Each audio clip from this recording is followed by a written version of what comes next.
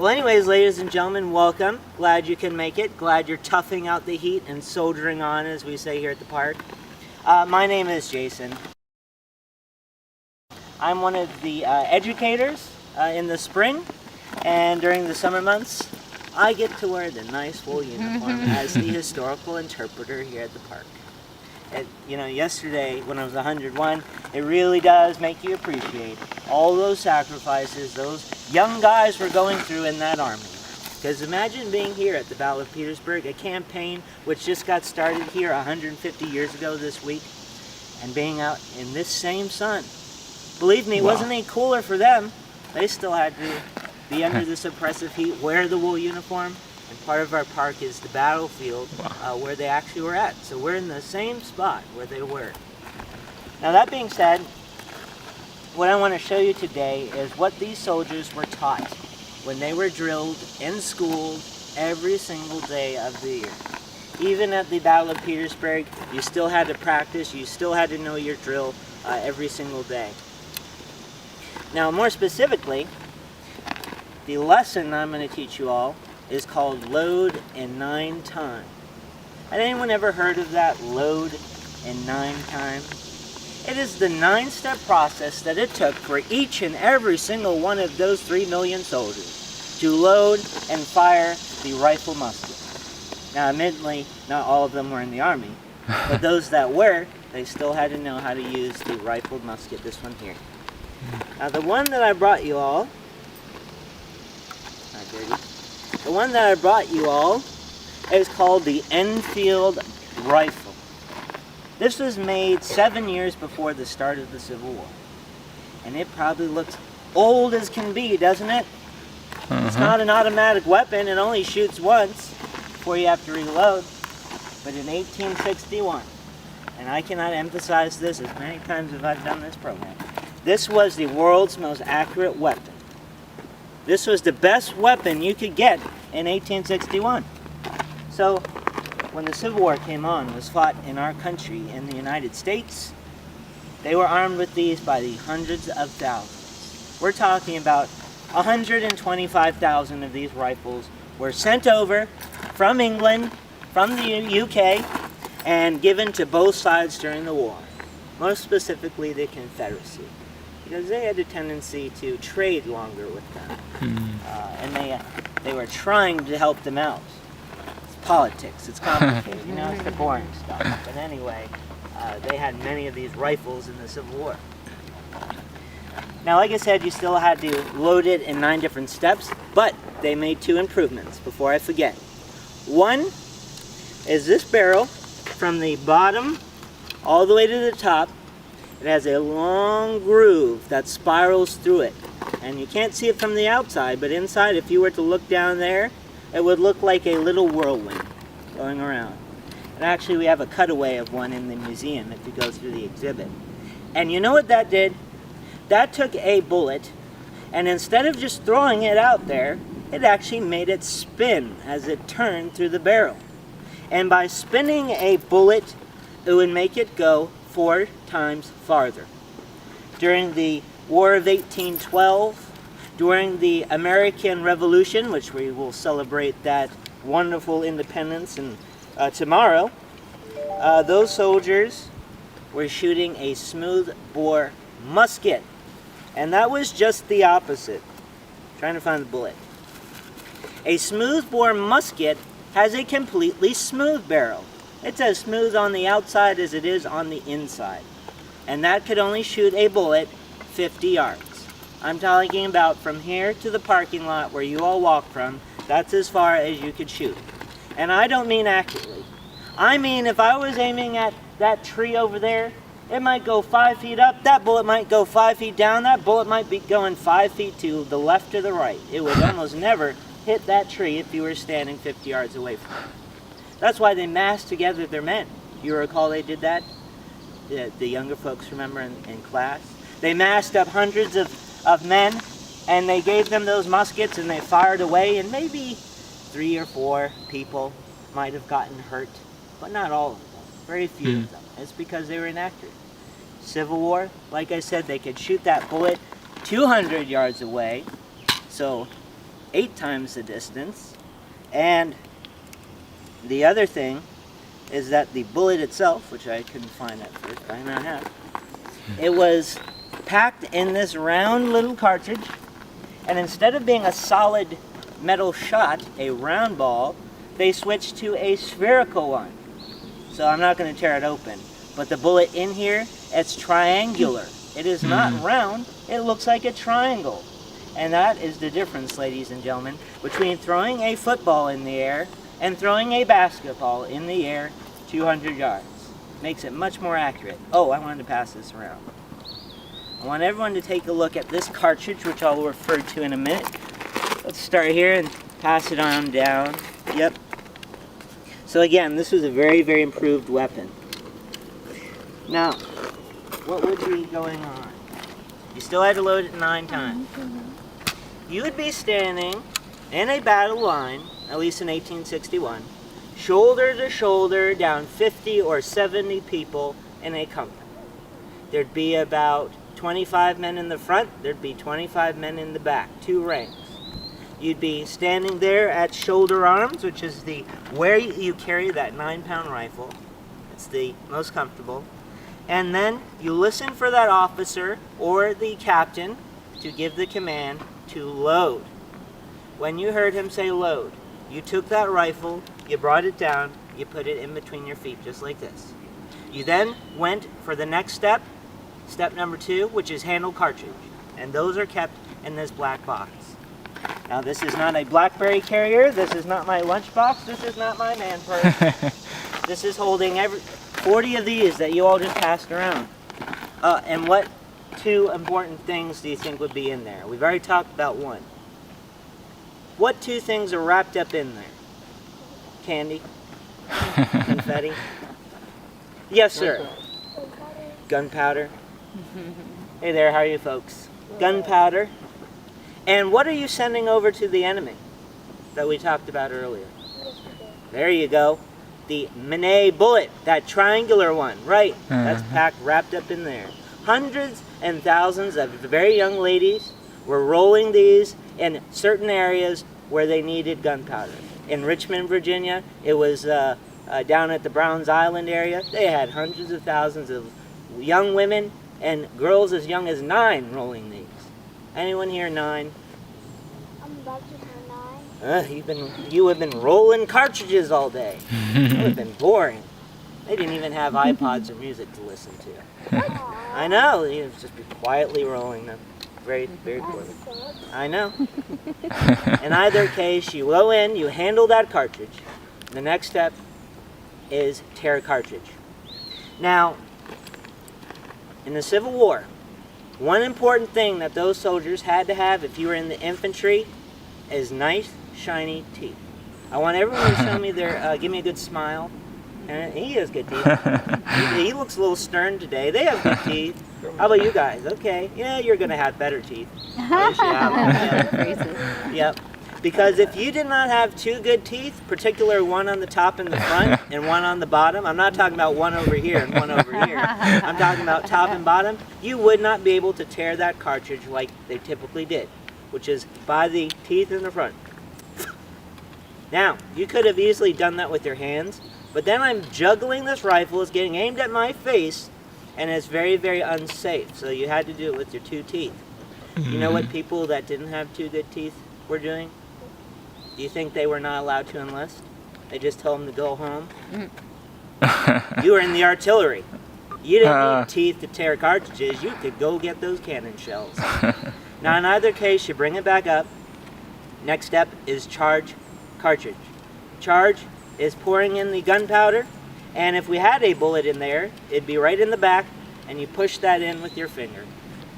Now, the next step is you pull out a tool to ram it all the way from the top down to the bottom. Anyone know what that's called? Rammer. Jaw rammer.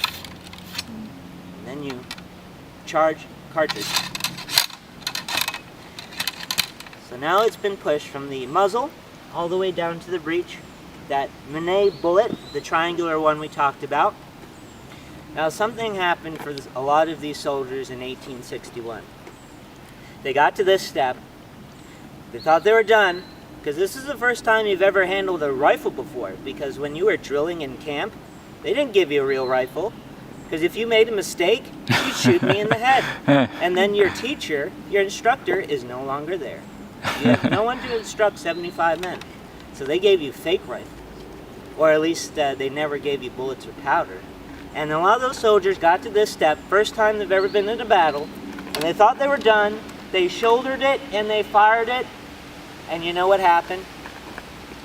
The enemy started laughing hysterically at them from 200 yards over there. You know why? They still had the thing in it. Yep, they forgot to do the next step, return rammer. And if you do not return that tool, the ramrod, you have absolutely no way of firing that gun ever again. And you just sent this sailing across the battlefield at 200 yards, and they were laughing at you because they knew you couldn't reload it. Yep. So you always have to remember to return rammer. And it did happen. Now, as soon as you're done returning that rammer, you need to prime it. Prime, I'll show you from the side. It's where you bring your right foot, put it behind your left foot, you brace your body for the recoil of a real bullet actually being in there. You pull the hammer back, and then you put on one of these. This is called a percussion cap. A percussion cap is a little brass mechanism that has a chemical known as fulminate of mercury. And fulminate of mercury is a contact explosive. Anyone heard of a flintlock? It's a little rock that would sit in there and scrape metal and possibly shoot a spark down there. And that works probably 30% of the time. And I have done this program when it was raining all day, had to fire it 5 times, and it always went off. True story. Now, as soon as you're done, because you're loaded, you want to show your captain you're ready to go back to shoulder arms. Now, at this point, we have done 6 steps. We got 3 more to go. Those last 3 are ready, aim, and I forgot the last one. It's getting hot. Fire. Oh, thank you, fire. Yep, you're right, fire. Now really you'd be only listening to, out of those 9 steps, 4 of them. The captain is only saying 4 things. He is not going to tell you to handle cartridge, tear cartridge, charge cartridge. He's going to just say load, ready, aim, fire. Now I have not put an actual live bullet in there, or maybe I did. Maybe I'm lying. I'm going to have him, if you could stand over there, we're going to put an apple on your head. No. And see if I can hit it off. No? Okay. Well, I am going to step on over here. I'm going to do the last 3 steps. If anyone wants to cover their ear when I say aim, please do, because it is a little loud, but I want everyone to see what that looks like. So let me go on, step over here. Remember, you'd be shoulder to shoulder next to 25, 30 people. You then waited for the last command, last 3. Ready. Aim. Fire. And that's all you hear. See how loud that is? Yeah, Imagine louder. it was 75 rifles. Yep. And you can see why soldiers like the one that forgot to return the ramrod accidentally sent that flying over the battlefield happened. Because it would be confusing in that battle, that combat situation. You couldn't hear, you couldn't see. In some cases, remember, there's artillery. Artillery have 3 pounds of gunpowder attached to them. You're only putting in a little bit in there. 3 pounds is a lot. So it's very important that these soldiers went through the training so that they didn't even have to think about it. They didn't have to think about those 9 different steps. They just went through it and they loaded and they fired. Because, ladies and gentlemen, it's as simple as asking this. These younger folks, do you know your multiplication? Yep. What is 2 times 2? 4. What is 4 times 4? 16. Yeah. See, and you're doing the exact same that a drill instructor, your teacher, was trying to teach you. To do math without even thinking about it. You gave out an answer, whether it was right or wrong. You gave out an answer, and you didn't have to think about it. Because like I said, these battles could be very, very confusing. In fact, at Gettysburg, has anyone been up there? They have a cutaway now in the new museum at Gettysburg, the biggest battle of the Civil War, that has 8 bullets rammed up in there. Because that gentleman had no idea that he was loading his gun and it never fired. He just kept ramming it and ramming it and ramming it. And they found that gun on the battlefield. Happened a lot. Now what I want you all to leave with as we finish up the program, all right, is the fact, though, that you can see why they stopped fighting over ground. Come 1864 here in this park, they realized that massing up men and firing at them was going to kill a lot of them. So they started digging in the ground and throwing up earthen walls between them and the enemy, also called fortifications. And the fortifications, they started to realize, were going to save their life, and it changed the way they fought these battles. The park is a representation of that changing warfare, because these guns were so accurate, because they could fire at 200 yards over there. The artillery could shoot shells 3 miles away. They knew when the enemy was coming. It wasn't a surprise. So that's why the nature of the war starts to change. And I hope you all sort of see that in the museum, or perhaps going out to our trail here. I want everyone to see how that changed. Anyone have any questions? I know I've kind of gone on. Yes, sir. What's that thing? What thing? The thing that looks like a sword. Oh, good question. This thing? This is called the bayonet. And one other command, I'll do it very quickly. One other thing you'd have to learn is called fixed bayonets. Fixed bayonets is the same as load, but instead of putting bullets in there, you pull out one of these. You always want to let it hit the sun so it's glinting and shining, because the enemy's going to see this 200 yards over there, and when they see that, it scares them because they think that they're going to come into close combat. I was just talking about, I had met someone who had fought in Gettysburg, their ancestor, and that ancestor, he got run through with one of these at the wheat field. That's how close the combat got in 1863. So you got scared, you got worried when they fixed bayonets. You went back to the shoulder, just like loading, but this time, instead of firing, you charged bayonets. Charge is where you take your left foot, you throw it out, and then you brace your body for that impact and you lower it like this. That is charged bayonets. Now, other thing is, if you actually were coming into close combat, you think you just do that quietly? Anyone scared yet? Well, maybe if you are, you'll be even more scared, because they had a battle cry. The Union Army, anyone know their battle cry? No? It was a loud, ringing hurrah! Hurrah. Now that was just me. But imagine 50,000 soldiers saying, hurrah! And that actually was pretty terrifying. The Confederates, they had a different one. Anyone know the name of that one? It's a roller coaster ride at King's Dominion. The Rebel Yell. Yep. Rebel Yell. I just feel like I'm going to die on that thing. It's made out of wood. I think it's the oldest wooden roller coaster in the entire world. But anyway, yep, the Rebel Yell. And the Rebel Yell, we actually now know what it sounds like, because in recent years they have found videos, they have heard audio programs that have veterans trying to do it. It's actually pretty funny, because when you're 60 and 70 and 80 years old, you can't yell like that anymore. You can't yell like you were 20 anymore. But in either case, it was said to be a yip, a bark, and a howl. Again, it sounded something like this. Are you ready? Yip, bark, hoo! That's what it sounded like. And that was just me. Maybe I didn't scare you. But you have 90,000 soldiers doing it, and they wrote about that Rebel Yell all the time. Because more than just the noise, they feared the fact that they were bracing themselves for a bayonet charge. Now, like I said, they pretty much got rid of the bayonet come 1864, and we really don't know, but there was only, so to speak, only 1% of soldiers known wounded got wounded with a bayonet. It was not very common to be wounded by bayonet. So yeah, that's a good question, though. Anyone else? Any questions? Anyone want to throw anything out there? Anyone getting hot? I think how I feel.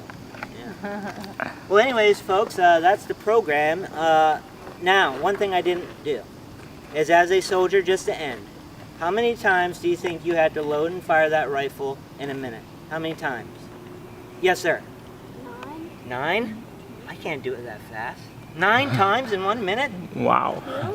Did you just see how long that took me? You're thinking of the 9 different steps, I think, right? How many times, though, doing that whole thing do you think it would take? 2? Who else thinks 2? Anyone else think 2? Like 2 to 3. 2 to 3. You're right. Yep, you had to do this at its quickest in about 30 seconds or less. So, let me see how I'm doing. Just to make a point, yep, we're good. I want anyone have a watch or a timer? Let's see if I'm still able. I know I was last week. I want to see how fast I can do it. Anyone have an app for that, as they say? Someone have it? All right. You got yours? You ready? Okay. So whenever you're ready, on your command, just say load. Okay. Right? Load.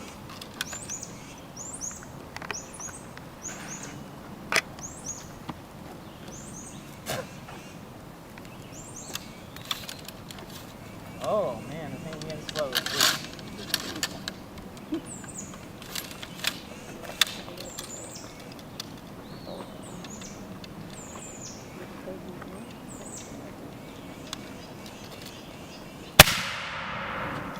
How fast was that? 25 seconds. 1 second slower than last one. Very I good. still made it.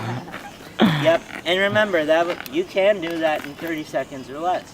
If you have 40 rounds for a battle in here, you know what would happen though if you did that in 30 seconds? You'd only have about 10 minutes worth of ammunition. Yeah. So they really were trying to conserve how much bullets and powder they have because you could do it that quickly. Yep. But it is possible. I'm getting a little slow. What are you going to do though, right? Yeah, thank you everyone for coming. Remember to stay inside, stay cool, and enjoy your day. Please do.